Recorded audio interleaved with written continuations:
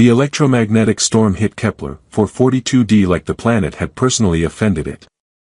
Dr. Alan Reeves had approximately 3 seconds between his scanner's polite chime of warning and the moment the sky decided to demonstrate what catastrophic atmospheric interference actually meant in practice. His equipment died first, a chorus of electronic whimpers as his tablet, comm unit, and geological scanner all gave up simultaneously. Then the wind arrived with the subtlety of a freight train driven by someone with a personal vendetta. Alan had been trained for hostile environments. He'd survived methane geysers on Titan III, navigated caustic rainstorms on New Marrakesh, and once spent 6 days eating nothing but recycled protein paste that tasted like optimistic cardboard.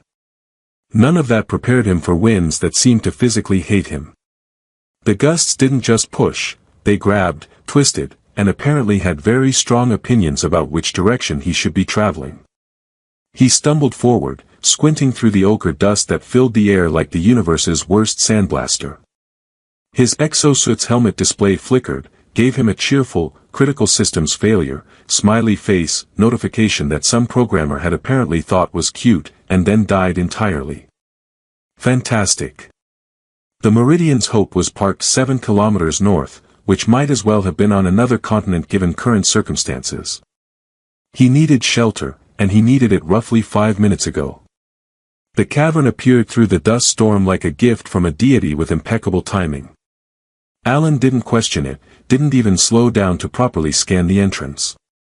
He threw himself through the opening and immediately stumbled on the uneven floor, catching himself against the wall with all the grace of a drunk giraffe. His breathing echoed in the sudden quiet, harsh and ragged. Behind him, the storm screamed like it was personally disappointed he'd escaped. Alan took a moment to appreciate being alive, then fumbled for his emergency light. The small device clicked on, casting a weak beam into the darkness, and that's when he realized the cavern wasn't actually dark at all. The walls glowed. Faintly at first, but as his eyes adjusted, the bioluminescence became unmistakable. Patterns of light rippled across the stone in waves that looked almost like breathing. Blues and greens and colors he didn't have names for pulsed in rhythms that his scientific brain immediately recognized as too regular to be random. Okay, he said aloud, because talking to himself was a habit he developed during solo surveys and had never bothered to break. Okay, this is either really good or spectacularly bad. Possibly both. He moved deeper into the cavern, drawn by a curiosity that had always been both his greatest asset and his most concerning liability. The tunnel widened, the light growing brighter with each step. The patterns on the walls became more complex, almost mathematical in their precision. Fibonacci sequences, unless he was hallucinating from oxygen deprivation. He checked his suit's readouts, what little still functioned, and confirmed the air was breathable.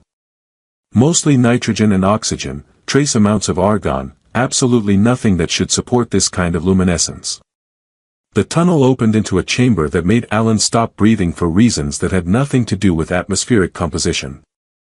The space was enormous, cathedral-like, with walls that climbed up into shadows his light couldn't reach. The bioluminescence here was so bright it rendered his emergency light redundant. It painted everything in shades of blue-green that reminded him of deep ocean water, if that ocean had been lit from within by something alive and aware. And in the center of that impossible light stood a woman. Alan's brain, usually so reliable in cataloging and analyzing, simply stalled. She was humanoid, perfectly so, except for the ears that swept back from her head in elegant points that caught the light like they'd been designed by someone who understood beauty as a mathematical principle. She wore something that looked like fabric but moved like liquid, shifting colors to match the pulse of light around them. Her hair fell past her shoulders in waves that seemed to defy several laws of physics he'd thought were fairly non-negotiable. But what stopped him completely was her eyes. She was looking at him with an intensity that made him feel simultaneously seen and transparent, like she was reading every thought he'd ever had and several he hadn't gotten around to thinking yet. Those eyes were filled with something that looked like recognition, like relief, like she'd been waiting her entire life and had just been proven right about everything. She opened her mouth, and Alan realized he was about to experience first contact, the moment every explorer dreamed of, the instant that would be studied and analyzed and probably turned into a really mediocre documentary someday. He should say something profound. Something that would look good in the history books. Something that captured the magnitude of two species meeting across the vast darkness of space. Instead, his brain decided to go with, "I'm having a really weird day." The woman blinked. Then, impossibly, she smiled, a small, trembling expression that somehow conveyed centuries of hope and fear and desperate longing. When she spoke, her voice was soft, barely above a whisper, and her words were in perfect English that carried an accent he couldn't place because it wasn't from anywhere on Earth. "I've dreamed of you." Alan felt the ground tilt slightly, or maybe that was just his entire understanding of reality doing a graceful pirouette. She took a step forward, her movements carrying a fluid grace that suggested either extensive dance training or a skeletal structure that worked on slightly different principles than his. The light around them seemed to pulse in time with her breathing, or maybe his heartbeat, he couldn't tell anymore.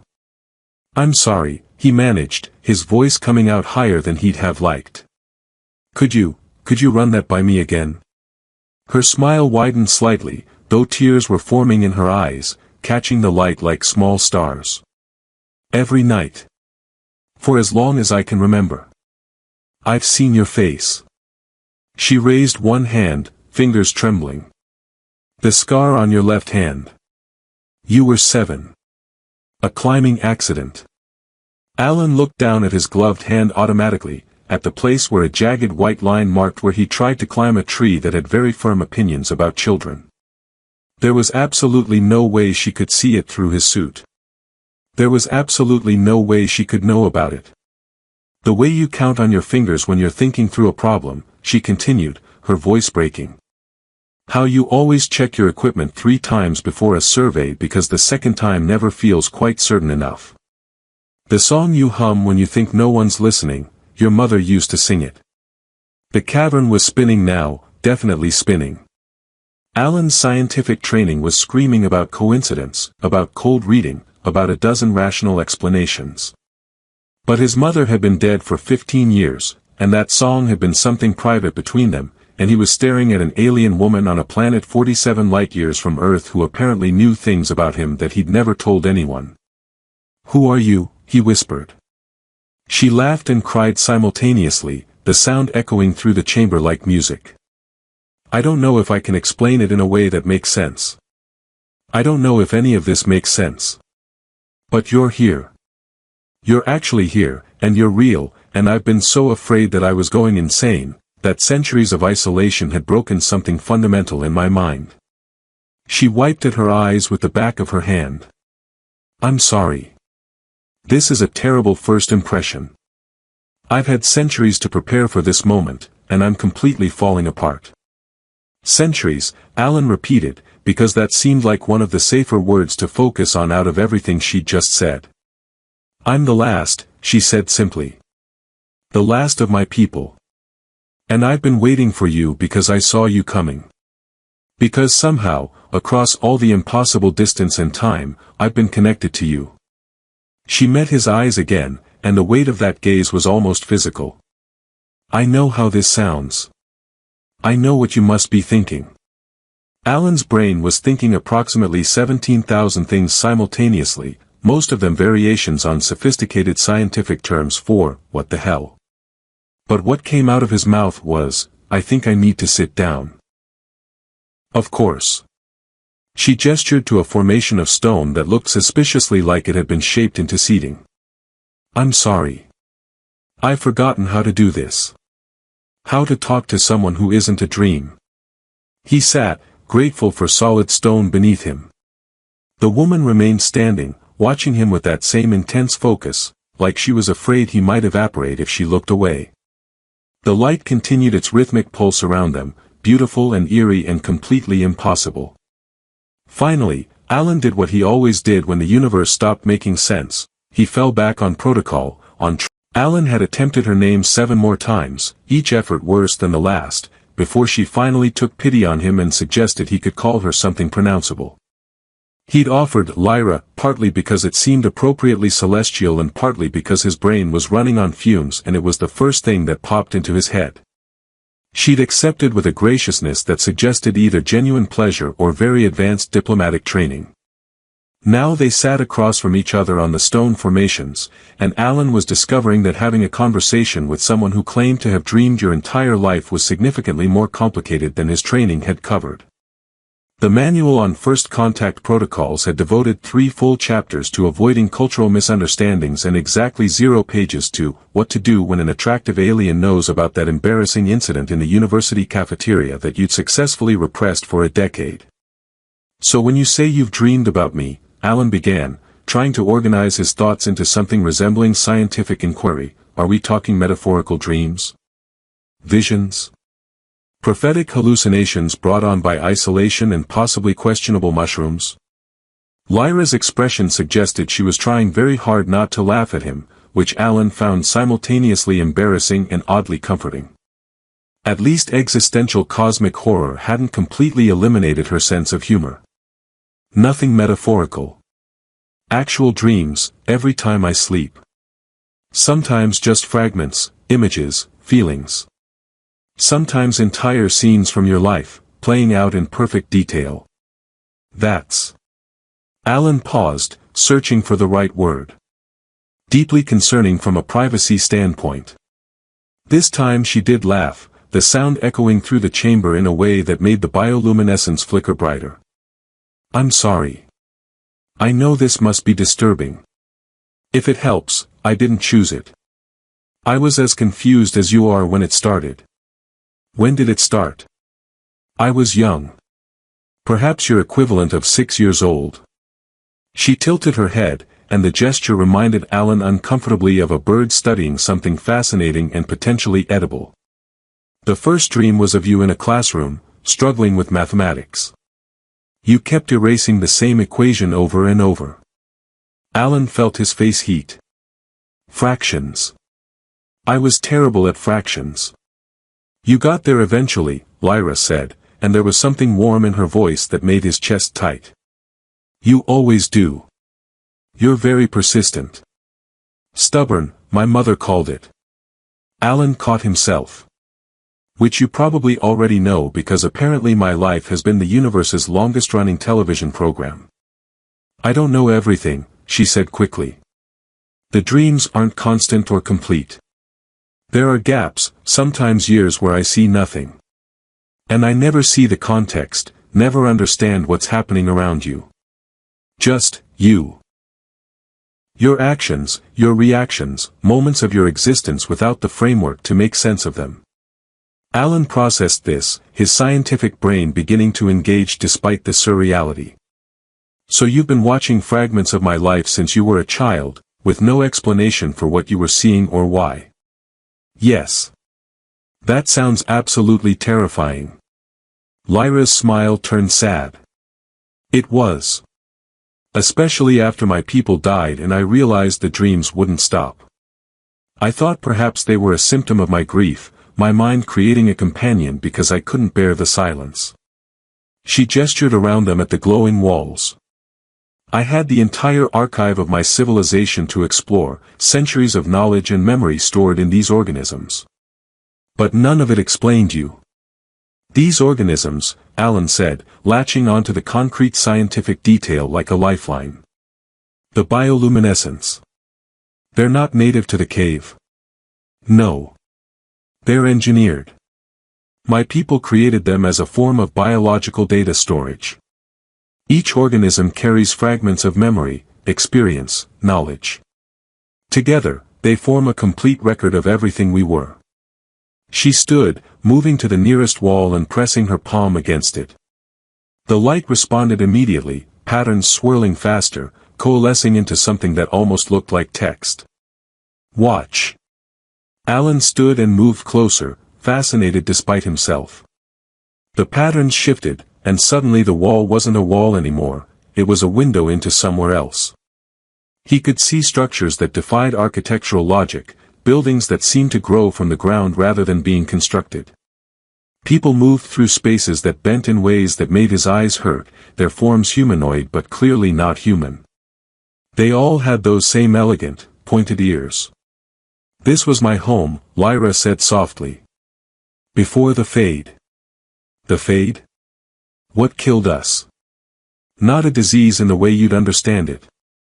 We died from knowing too much." She turned to look at him, and her expression was haunted. "My people developed the ability to perceive probability, to see the branching paths of potential futures. We thought it was evolution, advancement. We were wrong." The images on the wall shifted, showing the same beautiful structures but empty now, abandoned. Alan could see figures standing motionless, their eyes vacant, lost in something invisible. What happened to them? Paralysis. When you can see every possible outcome of every possible action, when you understand the infinite complexity of causation and consequence, choice becomes impossible. Her voice was barely a whisper. They starved because they couldn't decide whether to eat. They stopped speaking because every word contained infinite implications. One by one, they faded into their own minds, trapped in the prison of perfect understanding. Alan felt a chill that had nothing to do with the cave's temperature. "But you survived." "I cheated." Lyra's smile was bitter. "I was young when the fade began, and my gift, if you can call it that, was different. Instead of seeing abstract probabilities, I saw you. One specific thread in the tapestry of possibility, one concrete future to hold on to. While my people drowned in infinite choice, I had a single certainty: someday, you would come here. So you anchored yourself to a dream of me," Alan said slowly. "A person you'd never met, from a species you didn't know existed, on the hope that the dream meant something. Hope is generous." It was more like desperate, possibly delusional stubbornness. She met his eyes. "Your stubbornness, perhaps. I seem to have absorbed some of your personality traits through osmosis." Alan laughed before he could stop himself, the sound startling in the quiet chamber. "Great. So I'm indirectly responsible for your refusal to give up and die quietly. My mother would be so proud." "She would be," Lyra said, and there was such certainty in her voice that Alan felt his throat tighten. "She worried about you, you know. Whether you'd find people who understood you, whether your curiosity would lead you somewhere you belonged. But she was proud, even when she was afraid. You dreamed about my mother." Alan's voice came out rougher than intended. "Sometimes you'd remember her. Those memories would bleed into the dreams." Lyra looked away. "I'm sorry. I know how invasive this must feel. These are your private moments, your pain and joy and everything between. I had no right to witness them." Alan was quiet for a long moment, watching the patterns of light play across the walls, thinking about loneliness and connection and the sheer statistical impossibility of finding someone who'd been dreaming about you for centuries on a random survey mission to a low-priority planet. When he finally spoke, his voice was thoughtful rather than accusatory. "You know what's weird? And I mean weird beyond the obvious, everything about this situation weird." He turned to face her fully. "I've had dreams too. Nothing like yours, no details, no clarity. Just, recurring images. Starlight on stone walls. The feeling of searching for something I couldn't name. And this planet." He gestured vaguely upward. Kepler 442d was supposed to be a routine 3-day survey. Nothing special about it compared to a dozen other candidate worlds. But I volunteered specifically for this mission, argued with my supervisor to get assigned here, and I had absolutely no idea why. Lyra had gone very still, her eyes wide. "You felt it. The connection. Maybe. Or maybe I'm just really good at confirmation bias and I'm retrofitting meaning onto random neural noise." Alan ran a hand through his hair, a nervous gesture he was suddenly very aware she'd probably seen him do thousands of times in her dreams. "The scientist in me wants to find a rational explanation." Quantum entanglement of consciousness, instantaneous information transfer across spacetime, some exotic particle we haven't discovered yet that facilitates non-local awareness. And the rest of you? The rest of me is trying very hard not to think about the fact that I'm having this conversation with someone who knows me better than I know myself, and I just met her 20 minutes ago. He smiled weakly. It's a lot. I know. I'm sorry. Stop apologizing. You didn't choose this any more than I did. Alan moved back to the stone seat, his legs suddenly tired. Tell me about your people. Not the tragic ending, I mean before. What were they like? What did they believe in? Lyra's expression softened, surprise and gratitude mixing in her features. She settled back onto her own seat, and for the next hour, she painted pictures with words while the walls painted pictures with light. She told him about a civilization that had learned to sing to quantum fields, who built their cities according to mathematical principles that made beauty and function indistinguishable. She spoke of the storm hadn't let up. Alan discovered this when he made the questionable decision to check the cave entrance 4 hours into what he was mentally calling the most academically significant and personally confusing day of his life. The wind greeted him like an old enemy, immediately trying to rip his helmet off with what felt like personal malice. Still angry out there? Lyra called from deeper in the cave. The weather appears to have taken our continued existence as a personal insult, Alan shouted back, retreating to safety. I think we're stuck here for a while longer. He tried to sound disappointed about this. He failed spectacularly. When he returned to the main chamber, Lyra had somehow coaxed the bioluminescent organisms into forming what looked suspiciously like a three-dimensional star chart. Constellations hung in the air between them, connected by lines of light that pulsed with mathematical precision. Alan stopped dead, his brain immediately cataloging stellar formations he recognized and about 17 he absolutely didn't. Is that Orion? He pointed at a familiar cluster. As seen from your Earth, yes. And this, Lyra gestured to a neighboring formation, is the same region as seen from my world before we learned to shift our position in probability space. Interesting how perspective changes everything, isn't it? You're showing off, Alan said, unable to keep the admiration out of his voice. Perhaps a little. She looked pleased with herself. You said you wanted to learn about probability coordinates. I thought a visual aid might help, given that your species still thinks in primarily three-dimensional terms. Primarily three-dimensional, Alan repeated. You say that like it's adorable. It is adorable. Like watching a very intelligent child insist they can only walk on the floor when the walls and ceiling are equally valid surfaces. She moved her hand through one of the light constellations and it rippled, reforming into an entirely different configuration. Your people have the mathematics for higher dimensional space. You've theorized about it extensively. You simply haven't made the conceptual leap to treating it as navigable. Alan moved closer, watching the light dance and reform. Because we're locked into thinking of space as something we move through rather than something we can convince to relocate us. Exactly.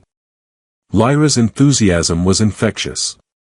Space isn't a container, it's a relationship. Everything exists in relation to everything else, and those relationships can be negotiated. Negotiated, Alan said flatly.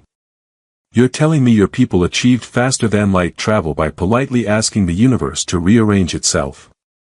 Not politely. Mathematically. Very different. She grinned at him. Those saying, please, occasionally helped. The universe appreciates good manners. Alan laughed despite himself, the sound bouncing off the glowing walls. I'm having a conversation about the politeness preferences of fundamental physical forces. This is my life now. Could be worse. You could still be stuck outside in that very rude storm. They spent the next several hours in what Alan would later describe in his official report as preliminary cultural and technological exchange, and in his personal logs as the most mind-bending physics lesson I've ever received while simultaneously having my entire worldview gently dismantled. Lyra was a patient teacher, explaining concepts that shouldn't have been explainable in human language but somehow managing anyway. She used the bioluminescent organisms like a living whiteboard, coaxing them into displaying equations that made Einstein look like he'd been doing basic arithmetic. "Your species is so close," she said at one point, frustration evident in her voice. "You have all the pieces. You've discovered quantum entanglement, you understand that observation affects reality, you've even theorized about consciousness as a fundamental force. You just refuse to put it together because it feels too much like magic." "We're very attached to our materialism," Alan admitted. "Probably because the alternative is terrifying." "It is terrifying," Lyra agreed. "That's why my people developed ethics frameworks around probability perception before they fully developed the ability itself. They understood that knowing all possible futures could be as dangerous as knowing none of them." Her expression darkened. Not that it helped in the end. Alan had learned to recognize when she was sliding toward darker memories. He'd developed a strategy for this, which mostly involved saying something ridiculous to snap her back to the present. "So if I understand correctly, your people basically achieved cosmic enlightenment and then immediately regretted it? That feels very on-brand for intelligent species generally."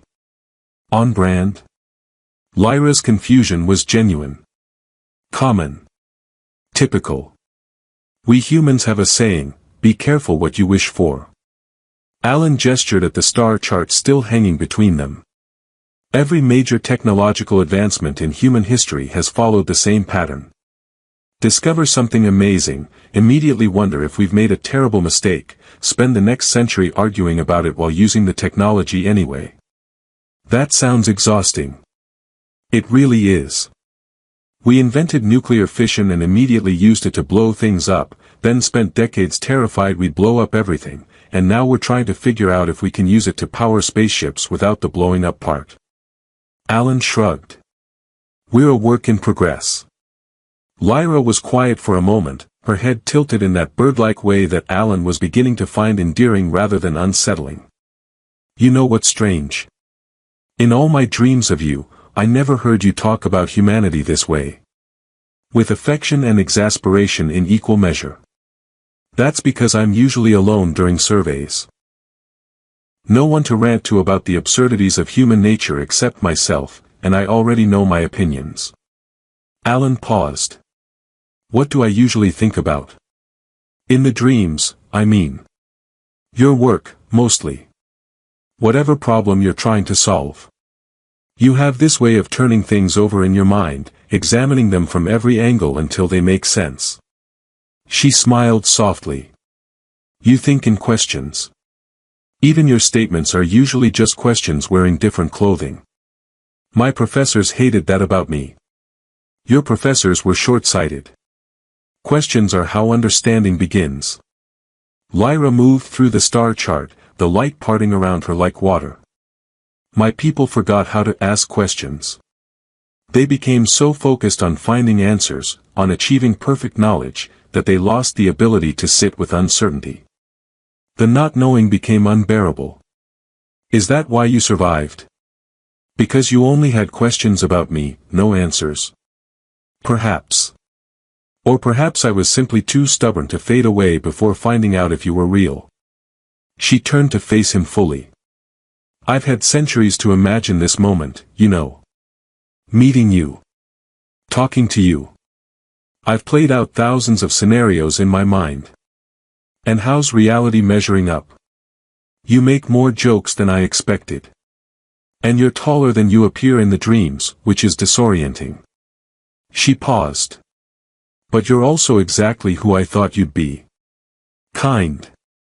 Curious. Willing to sit in a glowing cave with a strange woman who claims to have dreamed about you instead of running away screaming." "The running away screaming option did occur to me," Alan admitted. "But then I remembered I'm a scientist and this is literally the discovery of a lifetime, possibly several lifetimes. Also the storm outside would definitely kill me, so there's that. Very practical. I'm a very practical person. It's one of my least interesting qualities." Lyra laughed, and the sound made the bioluminescence flare brighter, responding to her emotion. Alan watched the light dance and realized he was starting to understand the patterns, the way the organisms communicated through luminescence. They weren't just recording data, they were alive, aware, responding to the presence of consciousness around them. "They like you," Lyra said, noticing his attention. "The organisms. They're curious about you. Can they think? Are they sentient? Not individually. But collectively, they form something like a distributed intelligence. Imagine a library where the books can talk to each other and reorganize themselves based on what the reader needs." She reached out and touched the wall, and the light swirled up her arm like affectionate mist. "They've kept me company all these centuries. They're why I didn't go completely mad from isolation." Alan felt something twist in his chest, thinking about what her life must have been like. Alone in this cave for hundreds of years, with only dreams of a stranger and a living library for companionship, waiting for a future she couldn't be certain would arrive. That sounds incredibly lonely. It was. It is. Lyra's voice was soft. But it's less lonely now. They looked at each other across the glowing chamber, and Alan felt the weight of all those centuries pressing down on the moment. He should say something profound, something worthy of the significance. Instead, what came out was, "I'm sorry your civilization discovered existential horror through math. That seems particularly unfair." Lyra blinked, then burst out laughing, real, unguarded laughter that echoed through the chamber and made the light pulse in wild, joyful patterns. "Only you would apologize for something that happened before your species learned to use fire.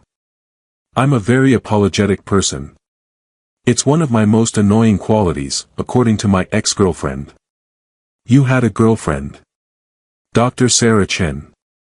Molecular biologist. You dated for 2 years. The existential crisis Lyra had promised turned out to be less mild than advertised.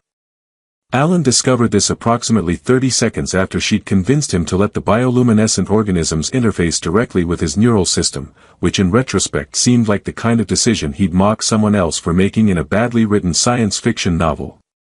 "You're doing great," Lyra said encouragingly, which Alan had learned was what people said right before something went spectacularly wrong. "I can see my own spine from the inside," Alan said, his voice climbing an octave. "That's not normal. That's very much not normal. It's perfectly normal for non-local awareness. Just breathe through it." She placed a hand on his shoulder, grounding him. "The organisms are just helping you perceive beyond your usual sensory limitations. Think of it as trying on a different set of eyes." "I don't want different eyes. I was very happy with my original eyes that only saw things from the outside like a reasonable person." But even as he said it, Alan felt his panic settling into something closer to wonder. He could perceive himself, yes, but also the space around himself, the electromagnetic fields, the quantum fluctuations that made up the fabric of reality. It was like someone had turned on lights in rooms he hadn't known existed. "Now," Lyra said, her voice calm and anchoring, "try to think of somewhere else. Anywhere. Just picture it clearly." Alan thought of his quarters on the Meridian's Hope. The small bunk, the shelf of actual paper books he'd insisted on bringing despite the weight restrictions, the photograph of his mother on the desk. The space became real in his mind, solid and present, and suddenly he could feel it, could sense the probability of being there instead of here. Then he made the mistake of thinking about both places simultaneously. "Oh no," he said. "Oh no what?" Lyra asked, concern creeping into her voice. "I think I just became quantum entangled with my coffee mug." "Is that possible? Can I be quantum entangled with a coffee mug?" Lyra pressed her lips together, clearly trying not to laugh. "You're not entangled with your coffee mug. You're just perceiving the probability space that includes both you and your coffee mug. It's fine. It doesn't feel fine. It feels like I'm having a philosophical crisis about the nature of solid objects." Alan squeezed his eyes shut, which didn't help because he could still perceive everything. "How do you turn this off?" "There needs to be an off switch." Just ask the organisms to disconnect. They'll listen. Alan thought, please stop at the glowing lights, and mercifully, they did. Reality snapped back to its usual 3 dimensions, and he sagged against the cave wall, feeling like he'd just run a marathon inside his own consciousness. That was intense. You did better than most beginners. My people usually spent weeks in training before attempting non-local perception. Lyra settled next to him, close enough that their shoulders touched.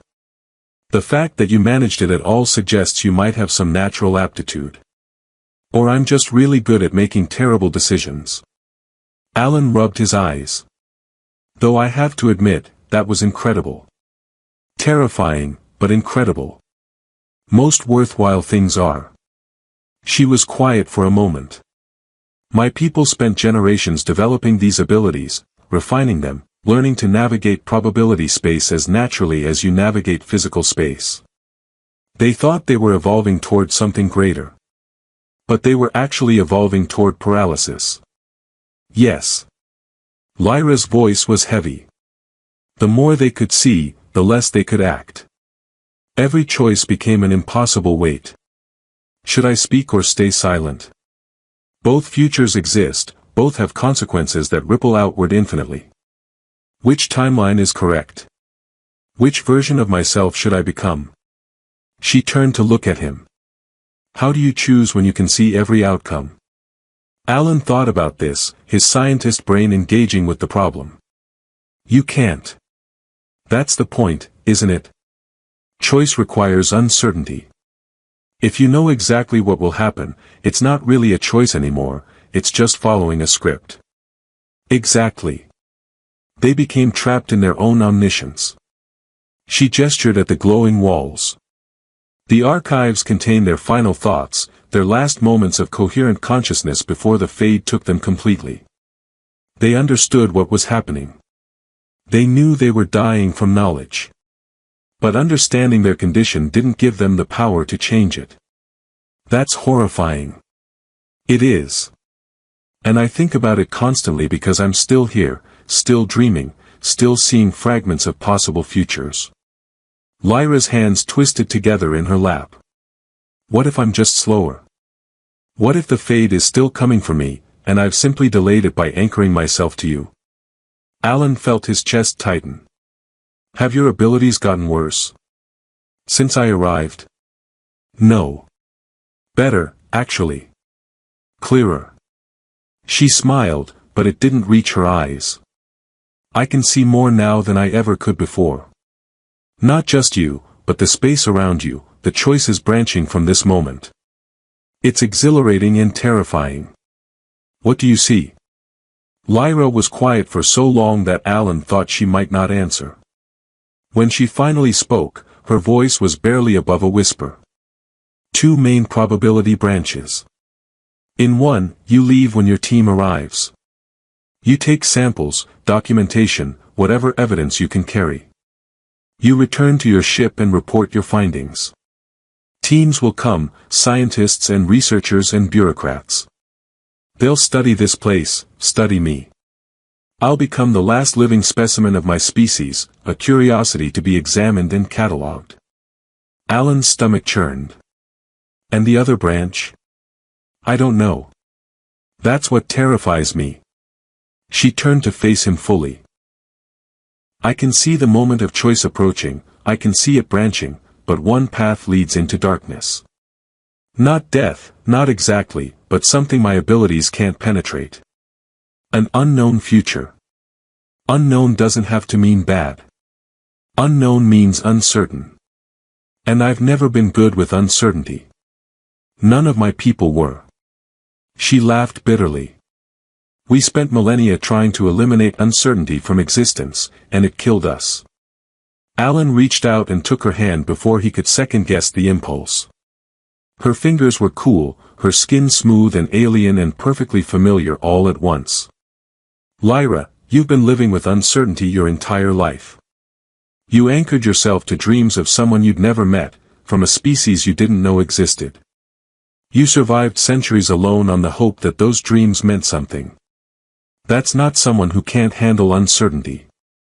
That's someone who chose hope over certainty, chose possibility over paralysis.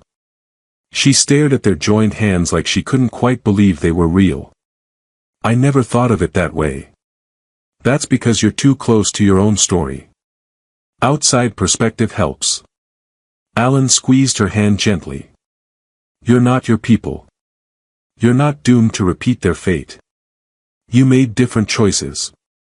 Different doesn't always mean better. No, but it means you get a different ending. Maybe not a perfect one, but one that's yours. He paused. What happens in the timeline where I leave? To you, I mean. Lyra's expression shuddered. I survive. I cooperate with the researchers.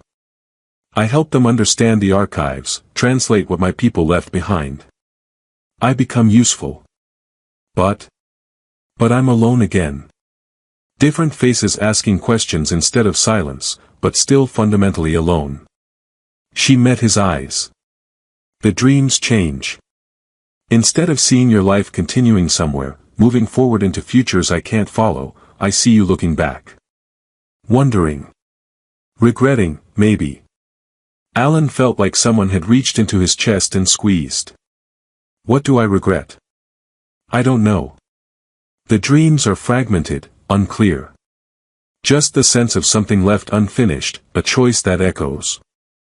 She pulled her hand back, wrapping her arms around herself. I shouldn't have told you that. It's not fair to burden you with possible futures that might not even be real. Everything about this situation is unfair, Alan said.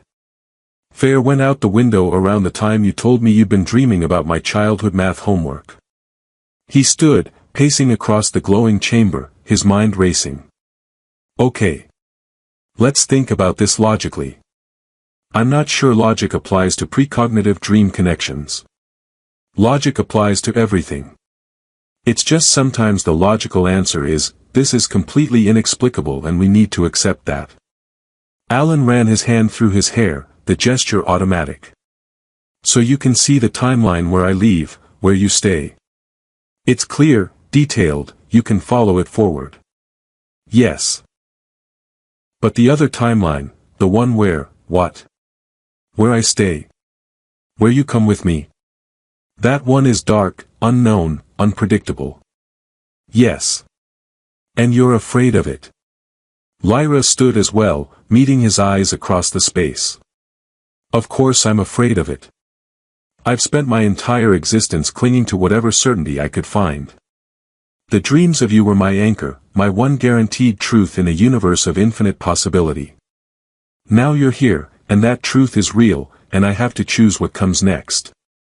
But one of my choices leads somewhere I can't see, can't predict, can't control. Her voice cracked. That's not just uncertainty. That's faith. And I don't know if I have any faith left.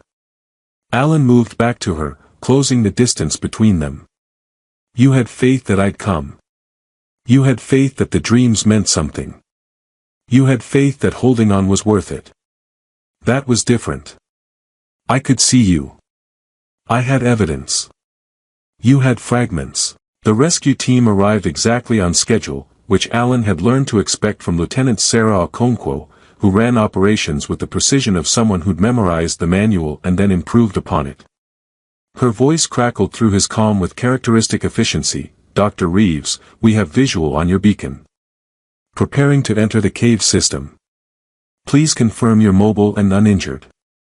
Alan looked at Lyra, who'd gone very still, her eyes fixed on the cave entrance like she was watching her future arrive ahead of schedule. They'd spent the last 9 hours in what he'd later describe as intensive cultural exchange, and what was actually closer to cramming an entire civilization's worth of knowledge into his head while occasionally breaking down crying and or laughing at the absurdity of existence. He felt wrung out, overwhelmed, and more certain than he'd ever been about anything. Lieutenant Okonkwo, I'm mobile and healthy. But before you come down here, there's something you should know. He paused, choosing his words carefully. I'm not alone. Static silence, then, Dr. Reeves, please clarify. Are you saying you've made contact with local life? Local is relative when you're 47 light-years from Earth, but yes. Intelligent, communicative, and extremely relevant to our mission parameters. Alan caught Lyra's eye and smiled. Also, she's coming back with us. More silence, longer this time. Alan could practically hear Okonkwo recalculating every protocol she'd ever memorized. Dr. Reeves, I need you to repeat that last part. The entity I've encountered wishes to leave this location. I'm requesting permission to facilitate transport back to the Meridian's Hope. Alan kept his voice professional, scientific, completely failing to mention that his hands were shaking. I believe this falls under First Contact Protocols, Section 7, subsection, honestly, I can't remember, but there's definitely a subsection about cooperative alien beings requesting asylum. There absolutely is not a subsection about that, Okonkwo said, but her tone had shifted from efficient to fascinated. But I'm willing to be creative with our interpretation. Stand by. The comm went quiet, and Lyra let out a breath she'd apparently been holding. You make it sound so simple. That's because I'm omitting the complicated parts. It's called strategic editing. Alan moved closer to her. Are you sure about this? Once we walk out of here, there's no going back. You'll be leaving the only home you've known, the archives, everything your people built. Lyra placed her hand against the glowing wall one last time, and the bioluminescence swirled up her arm like a farewell. The archives aren't going anywhere. They've survived centuries without me. They'll survive more. She turned to face him fully. But I won't survive another century alone, waiting for dreams that have already come true. That's not living. That's just haunting my own existence. Very poetic. Slightly morbid, but poetic. I learn from the best. You think in metaphors more than you realize. She smiled, and it was the first smile he'd seen from her that didn't carry the weight of centuries behind it. Besides, I'm curious now. You've shown me fragments of your world through your experiences. I want to see it directly. I want to know what Earth looks like, what your cities sound like, whether your coffee actually tastes as terrible as your memories suggest. My coffee is excellent and I'm offended by your subconscious editorial commentary. Alan grinned. Also, you're going to hate Earth coffee. It's going to be a huge disappointment. I'm prepared for disappointment. I've had centuries to practice. The sound of footsteps echoed from the tunnel entrance, multiple sets moving with military precision. Lyra tensed, and Alan reached out to take her hand, grounding her the way she'd grounded him during his existential crisis with the quantum coffee mug. It's okay, he said quietly. They're going to be surprised, probably slightly panicked, definitely confused. But they're good people. Well, Okonkwo is terrifying but competent, which is close enough. Lieutenant Okonkwo entered the chamber first, followed by two other crew members whose names Alan should probably remember but currently couldn't because his brain was occupied with more pressing concerns. Okonkwo stopped dead when she saw Lyra, her hand moving instinctively toward her sidearm before training overrode instinct, and she forced herself to stillness. Dr. Reeves, she said, her voice carefully controlled. Would you like to introduce us? Lieutenant Sarah Okonkwo, this is Lyra. Lyra, this is Lieutenant Okonkwo and... I'm sorry, I'm blanking on your names but I promise I normally know them. Chen and Rodriguez, sir, one of them supplied helpfully. We're hurt but we'll survive. Lyra stepped forward, and Alan felt her hand trembling in his before she let go. She raised her hand in what was probably meant to be a peaceful gesture but looked more like she was taking an oath. Hello. I apologize for any alarm my presence causes. I am the last surviving member of the species that once inhabited this planet. I have been alone here for approximately 647 of your Earth years. Dr. Reeves has been very kind, and I would like to request asylum aboard your vessel. The silence that followed was the kind usually reserved for moments when reality takes an unexpected left turn. Okonkwo's expression cycled through surprise, confusion, calculation, and finally settled on something that might have been cautious respect. 600 years, she repeated. Give or take a decade. I lost track during the 3rd century. Right.